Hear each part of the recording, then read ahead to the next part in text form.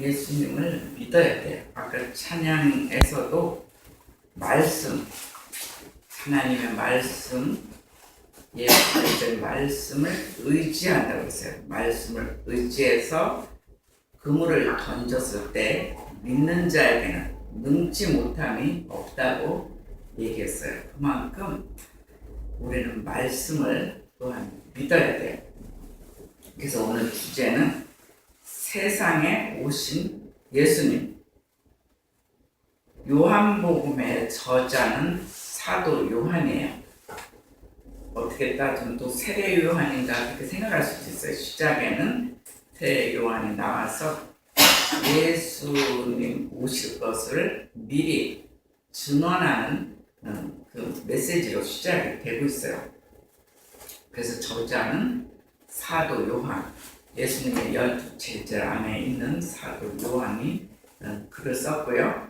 요한복음을 쓴 목적이 있어요. 요한복음을 쓴 목적은 예수님은 하나님의 아들이다. 그리고 그리스도이시라는 것을 얘기하고 있어요. 그리스도 그러면 헬라어로 크리스토스라고 해요. 한번 따라해보세요. 크리스토스. 예, 크리스토스는 기름 부음을 받은 자, 즉 메시아를 얘기하고 있어요. 구원주라는 거예요. 구원주. 그래서 예수 그리스도가 하나님의 아들이며 우리의 구원주다. 그런 것을 알려주기 위해서 요한복음을 썼어요. 그리고 예수 그리스도를 믿음으로 생명을 얻는다. 그런다는 것을 확신시키기 위해서 글을 쓴 거예요. 예수 그리스도를 믿음으로 생명을 얻는다. 근데 그냥 생명이 아니라 하루하루 사는 생명이 아니라 영생 얻는다. 영원히 사는 결국은 천국까지 가서 사는 구원 받는 것을 얘기하고 있어요. 그리고 요한복음의 서두서부터 예수 그리스도의 신성을 얘기하고 있어요. 신성을 태초에 말씀이 계십니다. 이런 식으로 시작하고 있어요. 여기서 말씀은 예수 그리스도를 뜻하고 있어요. 그리고 신성만 말한 것이 아니라 점점 가면서 예수 그리스도의 인성까지 쓰여 있어요. 그래서 누가복음은 예수 그리스도의 인성을 많이 쓰고 역사성, 실제성이라면 요한복음은 예수 그리스도의 신성, 쉽게 말해서 이분은 신이시다, 하나님이시다, 그런 것을 강조하고 있어요. 그래서 오늘 본문은 세상에 빛으로 오신 예수, 세상에 빛으로 오신 예수 그리스도에 대한 내용을 말씀하고 있어요. 하나님께서 저희들에게 주시는 첫 번째 메시지는 예수는 태초에 하나님과 함께 계셨다 그래요. 예수는 태초부터 하나님과 함께 계셨다. 창세기에도 그렇게 나타났어요. 우리들이라는 공동어를 쓰고 있어요. 성자, 성령님께서 같이 함께하고 그분들의 형상으로 우리를 만들었다고 창세기에도 메시지가 시작되고 있어요. 근데 여기서도 그래. 1절 한번 읽어보세요. 1절. 태초에 말씀이 계시니라. 이 말씀이 하나님과 함께 계셨으니 이 말씀은 곧 하나님이시니라. 예. 그러니까 태초에 분명히 말씀이 계셨다는 거예요. 말씀. 이 말씀은 로고스라고 해요. 한번 따라해서 로고스. 말씀이라는 자체는 로고스인데 여기서는 예수 그리스도를 뜻하고 있어요. 근데 이 말씀이 하나님과 함께 계셨다는 거예요. 그리고 이 말씀이 곧 하나님이시다 얘기하고 있어요. 그가 태초에 하나님과 함께 계셨다. 그러니까 예수 그리스도가 태초서부터 계셨다는 것을 계속 강조하고 있어요.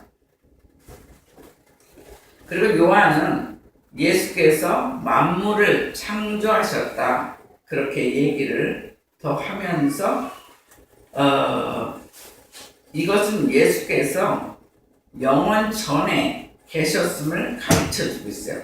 왜 그러냐면 요한이 있던 그 시대에 태어나긴 했거든요. 인간적으로 유대인들, 이스라엘 백성들은 같이를 컸어요. 그 동네, 나사렛 동네에서 같이 크고 이랬는데 그 예수는 우리와 같은 인성만 가진 게 아니라 이분은 태초 전에부터 하나님과 함께 계신 분이다. 이것을 구체적으로 얘기하고 있어요. 그래서 예수님은 영원히 계시는 하나님의 자신이다. 이렇게 표현하고 있어요.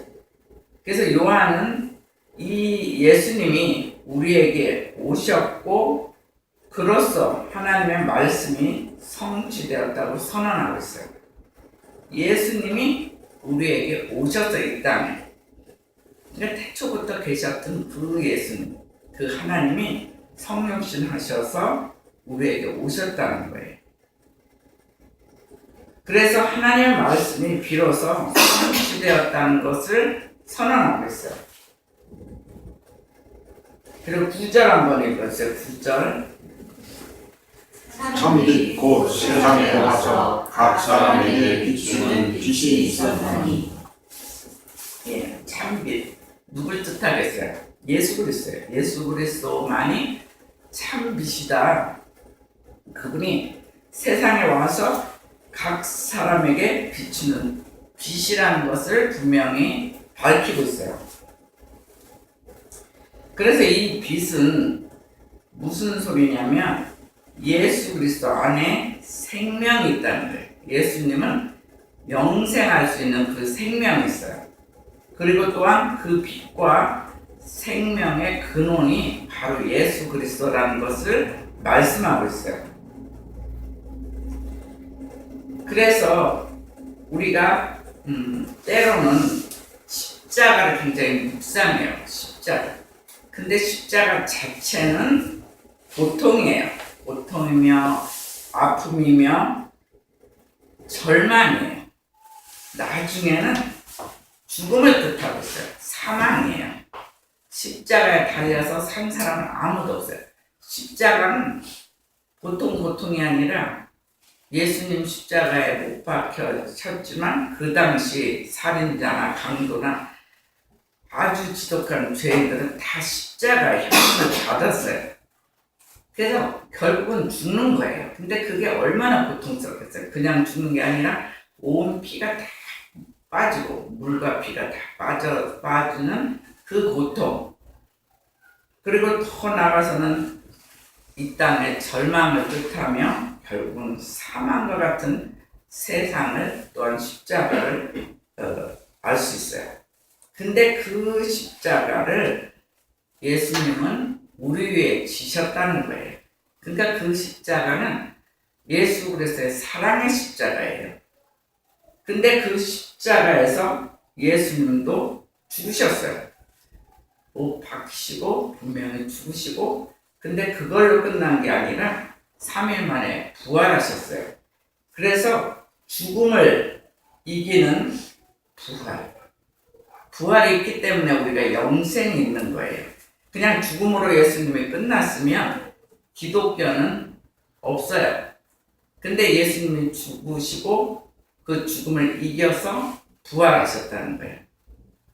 그렇기 때문에 예수 그리스도 자체가 생명의 근원이라는 것을 우리가 더 알아야 돼요. 그래서 우리가 때로는 고난도 받고 이 세상 살다 보면 역경도 있어요. 우리가 그렇게 쉽지 않아요. 이 세상은 만만하지가 않아요. 막 고난도 있고 힘든 것도 있고 역경도 있고, 하나를 통과하면 이제 숨을 쉬려고 하면 또 하나의 역경이 있고 이런 것이 거듭나고 있어요. 이 땅은. 근데 그것조차도 사탄은 우리를 파멸시키려고 계속 계획을 세워내요. 하나가 잘 되면 그 다음에 또 금을 치고 계속 그래요. 그런데 예수 그리스도이신 하나님은 우리의 고난과 역경도 잘 믿음으로 통감을 하면 그것을 영적 자산으로 쓰고 있어요. 우리가 나중에 튼튼하게 믿음의 사람이 되게끔 영적 자산으로 그렇게 쓴다는 걸 우리가 알아야 돼요. 그래서 예수 그리스도의 말씀, 오늘 말씀을 계속 얘기하고 있어요. 여기서 태초에 말씀이 계시니라. 말씀이 하나님과 함께 계셨으니. 그래서 이게 로고스라는 말씀을 계속 쓰는데 예수 그리스도의 말씀이 결국은 죽음을 이기는 생명이라는 거예요. 이 말씀 또한, 예수님의 말씀 또한 죽음을 완전히 이길 수 있는 생명의 근원이라는 것을 우리가 알아야 돼요. 그러니까 우리가 충분히 우리도 넘어갈 수 있어요. 이 말씀을 붙들고 그 말씀대로 믿고 가면 그 말씀은 이루어진다는 거예요. 그냥 글씨 자체로만 되는 것이 아니라 실질적으로 하나의 예를 들면 여러분 찾아보세요. 요한복음 6장 35절 오늘 아침에 주신 메시지였어요. 요한복음 6장 35절 한번 읽어주세요. 시작. 예수께서 이르시되 나는 생명의 떡이니 내게 오는 자는 결코 죽이지 아니할 거요 나를 믿는 자는 영원히 목마르지 아니하리라. 그러니까 예수님께서 바로 생명의 떡이라는 거예요. 그래서 주님께 오는 자는 이 땅에서 결코 죽이지 않는다고 말씀하시고 나를 믿는 자는 영원히 목마르지 아니하리라 그래요. 이 세상은 갈증이에요. 계속 목마름이에요. 하나 해결하면 또 목마름이 있고 정말 힘든 세상이에요. 그런데 예수 그리스도를 믿는 사람은 영원히 목마르지 않겠다 이렇게 주님은 말씀하고 있어요. 그래서 그 생명의 말씀을 우리는 그대로 믿으면서 살면 그 역사는 반드시 일어난다는 거예요. 하나님께서 주시는 두 번째 메시지는 예수님은 은혜와 진리가 충만한 분이시다 이렇게 얘기하고 있어요. 예수님은 은혜와 진리가 충만한 분이시다. 16절 한번 읽어주세요. 시작. 우리가 다 그의 충만한 데서 받으니 은혜 위에 은혜가. 예, 그리고 17절 한 절부터 읽어주세요. 율법은 모세로 말미암아 주어진 것이요 은혜와 진리는 예수 그리스도로 말미암아 온 것이라. 예. 그래서 우리가 다 그의 충만한 데서 받으신 은혜 위에 은혜다 이렇게 얘기를 하고 있어요. 그래서 인간이 하나님의 말씀인 진리를 따라 심판을 받는다면 이 땅에 아무도 살 자가 없다는 거예요. 이스라엘 백성에는 십계명도 줬고 율법도 줬어요. 걔네들은 지금도 수백 개, 이제 700개 넘을 거예요. 그 율법을 매일매일 지키며 살려고 해요. 그리고 십계명 물론이고요. 모세 오경을 걔네들은 지금도 쓰고 있어요. 근데 인간이 하나님 말씀 진리거든요. 그것 따라 산다면 하루에도 우리는 몇 가지씩 죄를 지을 수밖에 없거든요. 그래서 심판받을 수밖에 없는 우리들이라는 것을 얘기하고 있어요. 그래서 그렇게 심판받고 죄 지은 사람들이 쉽게 천국 가는 건 못 가거든요. 그래서 이 문제를 해결하기 위해서 예수님이 이 땅에 오셨다는 거예요. 그리고 예수님은 십자가의 죽음을 통해서 우리들의 죄 문제를 해결해 주셨어요. 그러니까 세상의 모든 사람의 죄 얼마나 많겠어요? 얼마나 죄가 많으면 십자가에서 달려서 하나님의 아들인데도 불구하고 십자가를 달려서 피와 물을 다 뽑으면서 고통을 받을 수밖에 없는 우리들의 붉은 죄가 있어요. 그 죄를 단번에 십자가에서 예수님께서 해결하셨어요. 그래서 하나님과 우리가 죄가 있으면 하나님과 교통할 수가 없어요. 하나님과 단절이에요. 근데 십자가에서 이미 해결을 하셨기 때문에 이제는 하나님과 내가 서로 하나가 되고 아버지는 하나님은 나의 아버지가 되고 우리는 자녀가 되는 그런 고난까지도 주님께서 준 걸 볼 수가 있어요. 그리고 십자가의 죽음과 부활을 통해서 율법의 요구는 바로 그게 진리의 요구예요. 진리의 요구를 충족시켰다는 거예요. 십자가의 죽음으로 다 해결했어요. 예수님의 대신, 대속, 제물이 되어서 완전히 진리의 요구, 율법의 요구를 충족시켰다는 것을 우리가 알 수가 있어요. 그렇기 때문에 요한은 하나님의 이 큰 사랑을 은혜 위에 은혜다, 아까 여러분들이 읽었잖아요. 은혜 위에 은혜다, 16절. 우리가 다 그의 충만한 데서 받으니 은혜 위에 은혜로라 그래요. 그래서 요한은 하나님의 이 큰 사랑, 십자가 사랑을 은혜 위에 은혜라고 선언하고 있어요. 은혜의 충만함을 얘기하고 있는 거예요. 예수님은 우리의 구원주로 이 땅에 또 빛으로 오신 것을 우리가 알 수가 있어요. 그래서 근데 빛으로 그 유대인 땅에 오셨는데 그들이 영접하지 않았다 이렇게 얘기를 하고 있어요. 그래서 그들이 영접하지 않아서 사도 바울을 통해서 이방으로 먼저 갔어요. 이방의 빛이 비춰서 이방이 먼저 예수를 믿은 거예요. 물론 12제자들은 믿었죠. 거기에 또 어느 정도 백성도 믿었어요. 근데 점점 믿질 않으니까 그것이 결국은 이방 민족들이 먼저 믿고 이방 민족들이 믿으면서 뭔가 잘 되니까 이 유대인들이 뭔가가 속상하고 시기도 느끼고 해서 자기네들도 믿게끔 하려고 하는 것이 하나님의 의도였어요. 그래서 예수 그리스도의 빛을 받으면 우리한테 그 빛이 임하면 우리는 구원받는다는 거예요.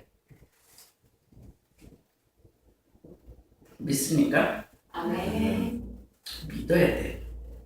그래서 지금 그 빛은 생명인데 성령의 지금 우리 현대를 사는 사람은 성령의 빛이에요. 그 빛이. 그래서 옛날에 이렇게 유럽 쪽을 가보면 성전에 예수님은 반드시 그림에 이렇게 뒤에 후광이 있어요. 머리가 있으면 머리 이렇게 돼가지고 머리 뒤에 빛을 그려놨어요.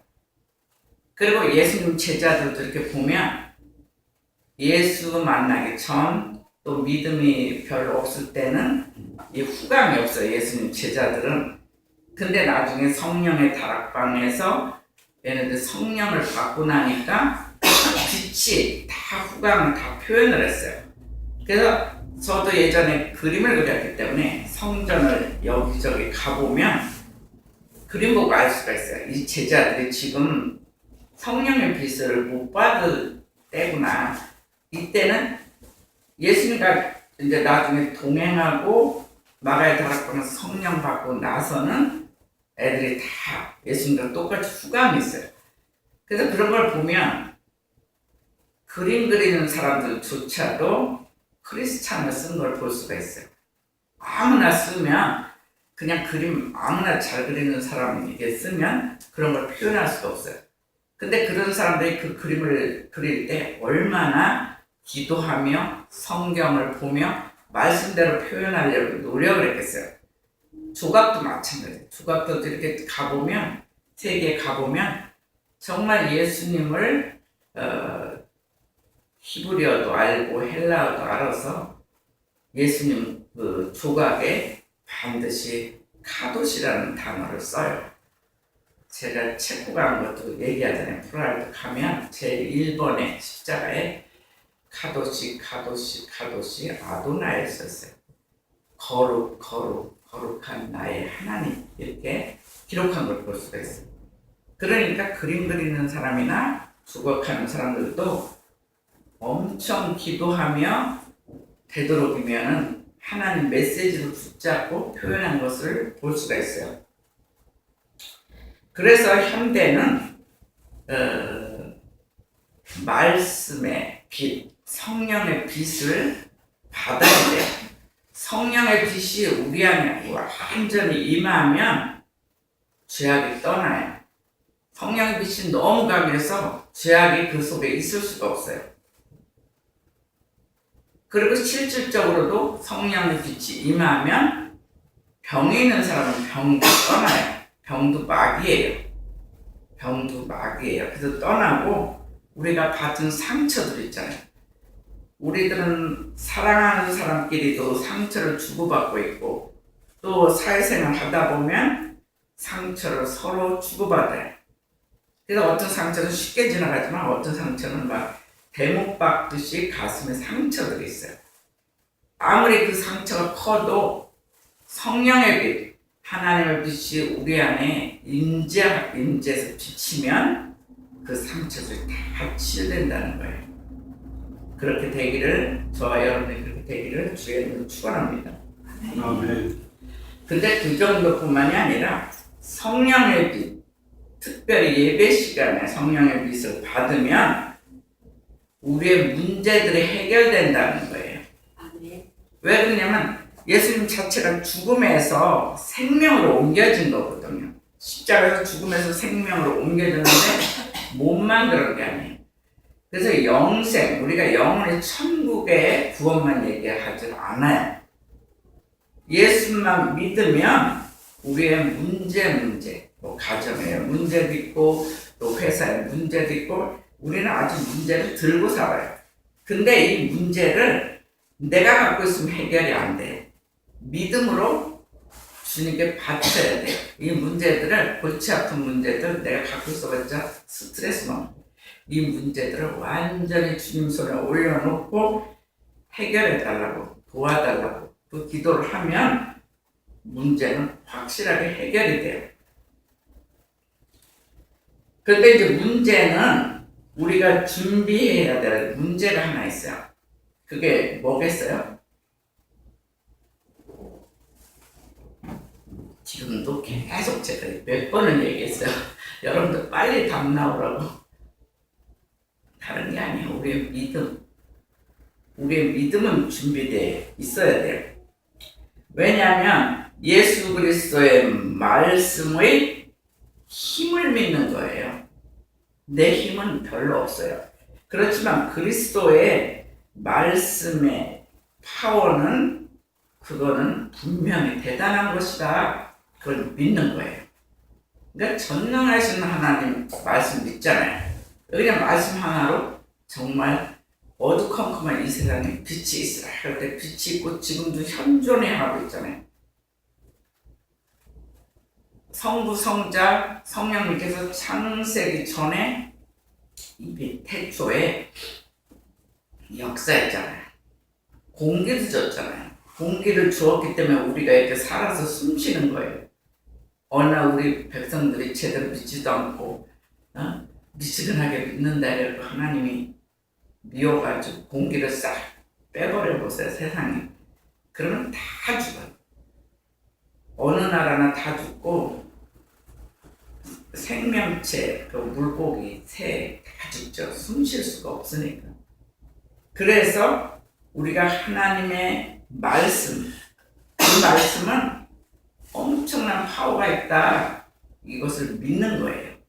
아까도 그래서 요한복음 6장 35절 특히 제가 이제 사복음서 가지고 많이 전하려고 해요. 제일 기초면서 기초가 잘 돼야 나중에 다른 것을 해석하기가 쉬워요. 굉장히 기초면서 굉장히 중요해요. 우리가 그래서 요리 문답도 여러분들이 공부하라고 전도사님이 다 띄워주는 거예요. 그 기초가 든든하면 그 다음에 다른 메시지가 믿어져요. 아까도 요한복음 6장 35절에 예수님께서 나는 생명의 떡이다 그러잖아요. 나를 믿는 자는 결코 줄이지 않을 것이다. 그리고 믿는 자는 줄이지 않을 뿐더러 목마르지 않는다고 그랬잖아요. 영원히 목마르지 않는데 이 땅은 얼마나 목마릅니까? 근데 우리가 주님을 믿어드림으로 우리는 이 땅에 목마름이 없는 우리의 문제들이 해결된다고 분명히 말씀하고 있어요. 그래서 저와 여러분은 2016년도에 막힌 문제들 이런 것들이 다 해결되는 승리의 역사가 있기를 축복합니다. 아멘. 자, 마지막 메시지는 너희는 하나님의 자녀가 되는 권세를 주셨다 그래요. 우리에게 하나님의 자녀가 되는 권세를 주셨대요. 12절입니다. 한번 읽어주세요. 영접한 자, 곧 그 이름을 믿는 자에게는 하나님의 자녀가 되는 권세를 주셨으니 예, 영접한 자, 그 이름을 믿는 자들에게는 하나님의 자녀가 되는 권세를 주셨으니 그래요. 그래서 우리가 믿기만 하면 바로 하나님 자녀가 되는 거예요. 근데 영접하지 않고 그 이름을 믿지 않기 때문에 문제가 있는 거예요. 그래서 주님은 믿어야 돼요. 주님 믿고 바로 영접하면 그 시간으로 바로 하나님의 자녀가 돼요. 그거하고 똑같아요. 고아원 같은 데 가가지고 가끔씩 가정에 아기가 필요한 집, 아기 못 낳는 집이라든가 뭐 또 있는데도 한 명뿐이라 또 이렇게 입양도 하고 가고 그래요. 그래서 고아원에 가면 그 전날까지는 다 고아였었어요. 고아였지만 엄마 아버지가 가서 어떤 아이를 택하면 걔는 바로 그 즉시 그 집에 양자가 되는 거예요. 그러니까 하루 사이에 완전히 이렇게 틀려져요. 이게 그 권리와 권세가 틀려지는 것을 볼 수가 있어요. 그래서 우리가 예수 그리스도를 영접하고 그 이름을 믿으면 바로 하나님의 자녀가 된다는 것을 우리가 알아야 돼요. 예수님은 하나님과 인간 사이의 중개자로서 계셨어요. 큰 틀로 보면 하나님은 창조주, 이 만물을 창조하시고 우리 인간들을 만드신 하나님이라면 예수님은 하나님과 인간 사이를 중개자로 지금도 계속 중보기도 하고 계세요. 그리고 특히 계시의 전달자로서 활약을 하셨다는 거예요. 하나님의 계시가 있어요. 교회마다 계시, 세계 나라마다 하나님이 주시는 계시, 또 우리 개인한테 주는 메시지가 있단 말이에요. 그것을 잘 전달자로 활약을 하셨어요. 그리고 결정적으로 하나님의 영이 성육신 하셔서 세상에 오셔서 하나님의 구원의 복음, 구속의 복음을 전하였다는 거예요. 하나님의 메시지를 계속 전하신 분이 예수님인 것을 알 수가 있어요. 자, 그 다음에 무엇을 했냐면 그 이름을 믿고 영접하는 자, 12절 조금 전에 읽었죠. 그 이름을 믿고 영접하는 자. 이게 무슨 소리냐면 예수님의 존재 자체를 믿는 자예요. 예수님이 누구신가? 예수님의 존재 자체를 믿는 자. 즉 계속적으로 그분을 신뢰하는 거예요. 신뢰하고 예수님이 내 인생의 주인이다 생각합니다. 예수님만이 내 인생의 주인이라는 것을 알아야 돼요. 그리고 그분이 바로 하나님이심을 확신하는 것. 이것이 그 이름을 믿고 영접하는 자에 해당되고 있어요. 그렇게 예수의 이름을 믿고 영접하는 자에게는 뭘 줬냐면 권세를 줬다고 그랬어요. 예수님의 자녀에게 아무 권리도 없으면 권세도 없으면 그거는 어떻게 따지면 자녀가 아니에요. 근데 오늘 분명히 그런 사람, 그분을 이름을 믿고 영접하는 자에게는 분명히 권세를 주었다고 분명히 얘기했어요. 그것도 하나님의 자녀가 되는 권세를 주셨다 이렇게 얘기해요. 근데 권세는 헬라어로 엑수시안이라고 해요. 한번 따라해보세요. 엑수시안. 엑수시아. 이 엑수시안은 뭐냐면 권리, 또 능력, 권세, 권위까지 얘기하고 있어요. 그래서 예수님을 믿는 사람들은 쉽게 말해서 합법적으로 하나님의 자녀의 권리를 주었다는 거예요. 우리가 예수를 믿기만 하면 합법적으로 하나님의 자녀의 권리를 얻어요. 그거하고 똑같아요. 구원에서 어떤 애 하나를 데리고 오면 걔는 양자로서 그 집안의 자녀의 권리를 그 아이도 얻는 것과 똑같아요. 그래서 여기는 권세보다 권리가 엑수시안을 권리로 생각하는 게 더 옳아요. 하나님의 자녀의 권리. 그러므로 이 권리는 예수 그리스도와 함께 유업을 있게 할 후사라는 거예요. 쉽게 말해서 하나님과 예수를 믿음으로 우리가 그 유업을 받을 상속자라는 거예요. 상속자이기 때문에 천국을 가요.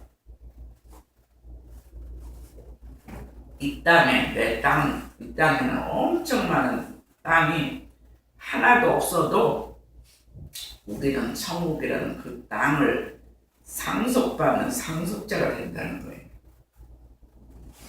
그러니까 얼마나 큰 축복입니까? 어떤 사람은 평생 부지런하게 믿다가 죽을 무렵에 예수를 믿고 세례받고 천국 가는 사람도 참 많았어요. 이 길을 가다 보면 막 죽기 직전에 계속 뭐 일주일에 한 번씩 어느 때는 두 번씩 가요. 가서 믿음을 심어주고 세례를 주고 확신을 주어서 천국 가는 사람도 있어요. 근데 우리는 미리 예수를 믿고 영접함으로 유업을 있는 후사다 하나님이 얘기하고 있어요. 이게 제 얘기가 아니라 로마서 8장 17절에 그렇게 얘기해요. 그래서 함께 유업을 있게 하는 후사다 이런 의미를 포함되고 있어요. 더 나아가서 에베소서 2장 8, 9절에 보면 하나님의 자녀의 권리를 예수님을 믿는 자에게 하나님이 주시는 선물이다 그랬어요. 선물이며 전적인 은혜이다 그래요. 그러니까 하나님 자녀가 되는 권리를 줬으니까 대단한 거잖아요. 어떤 집의 자녀로 태어나냐 이것도 일단 되게 중요해요. 대단한 집 자녀는 권리도 자기 한게 아무것도 없는데 권리도 제법 있어요. 그리고 부모가 자기의 모든 고난을 죽기 전에 다 자녀에게 넘기고 가요. 근데 우리는 전능하신 그 하나님, 그 하나님의 상속자라는 거예요. 그러니까 우리가 빌빌하면서 살아야 되겠어요. 그냥 용감하게 살아야 되겠어요. 용감하게. 우리 빌빌할 필요가 없어요. 내 아버지가 전능하신 그 하나님이 나의 아버지며 나는 그의 자녀이다. 이것을 갖고 사세요. 그러면 권리가 있어요. 기도하세요. 자기네들 부족한 거. 만약에 물질 없으면 하나님 좀 주세요. 나 아버지 자녀 맞지 않습니까? 얘기하세요. 고아처럼 살지 말고. 그러므로 우리는 하나님이 우리에게 맡긴 사역에 충성해야 돼요. 선물만 받는 게 자녀가 아니에요. 하나님이 맡긴 사역이 있어요. 교회에도 사역이 있고 하나님이 주신 우리 개인에게도 한 사람 한 사람 사역이 있어요. 그 사역에 충성하는 자가 돼야 돼요.